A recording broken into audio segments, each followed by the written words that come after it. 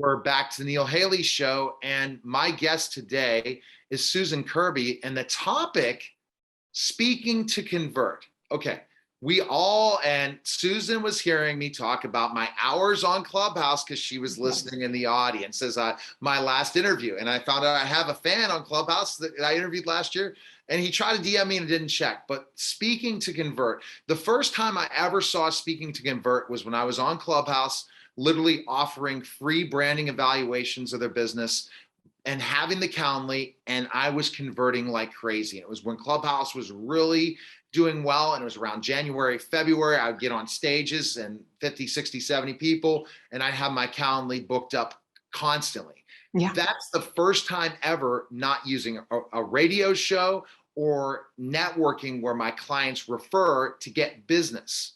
Well, Susan's going to teach us today how to speak through converting and using speaking to convert. And I think that Clubhouse is a great explanation of how the power of your voice can make you money. Susan, thanks for stopping by. How are you?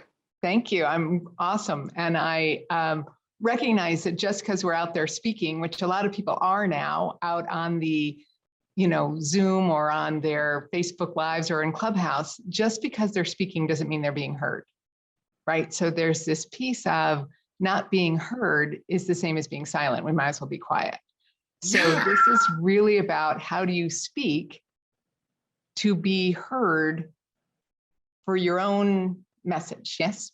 Right. And a lot of people get on a podcast, they'll get on a radio show, they'll get on a stage on Clubhouse, and they don't get anyone to that converting process. Or the easiest thing, and I've done it where I've spoke at different events where every time I spoke at an event, a real live event, I got business. Why? Yeah. Because people, once they can hear a person's voice, they trust them. And if they're physically there and you could sit down and talk to them during intermission or something, you get business. So Susan, what is the biggest problem why some people can't convert through speaking? Well, one of the things, people are being who they've been trained to be. There's that part of like, we've all kind of watched other speakers and we think this is how we're supposed to do it. So we get all polished up and try and deliver this perfect talk. But people don't buy perfection. They buy authenticity, they buy connection, they buy humanity, yes, you have to have an expertise, but if you don't share where your vulnerability is, they'll not actually see themselves in you. Yes, I agree.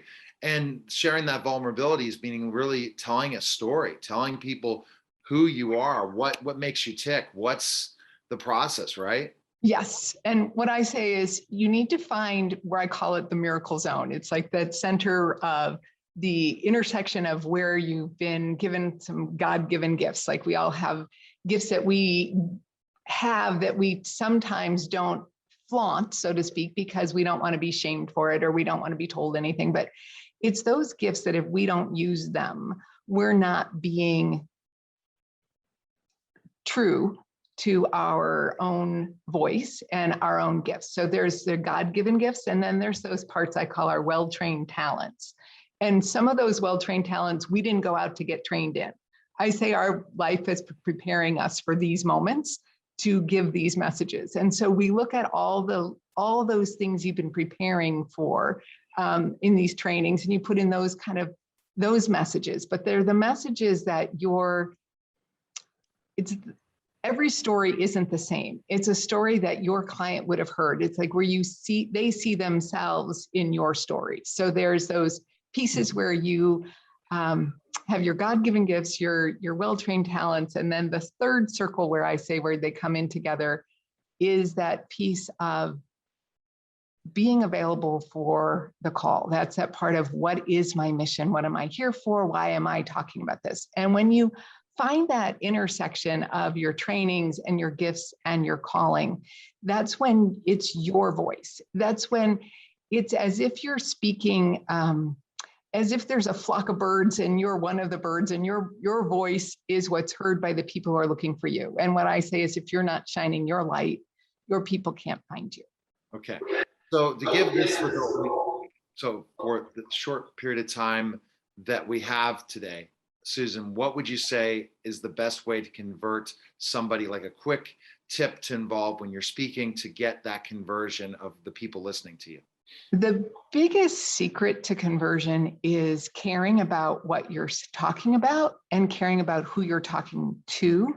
But even bigger than that is, I say, when your focus is on the people that your message impacts. So like right now, you and I are speaking, but we're not speaking for ourselves. We're not even speaking really necessarily for the people who are listening, but for the people who are listening, the difference they're going to make in the people they're speaking to. So it's that piece of when your focus is on the difference you're making in the world. I don't have to get people to speak up or to speak loudly or to look eye to eye because they care. I get it. They get it. They get it. They completely get it. So based on that, Susan, what would be right now people can find information on you, and the people that we want listening now to understand how they convert through speaking, where can they go? Then go to speakandshineyourlight.com and find all about events coming up and other things I can do to support you.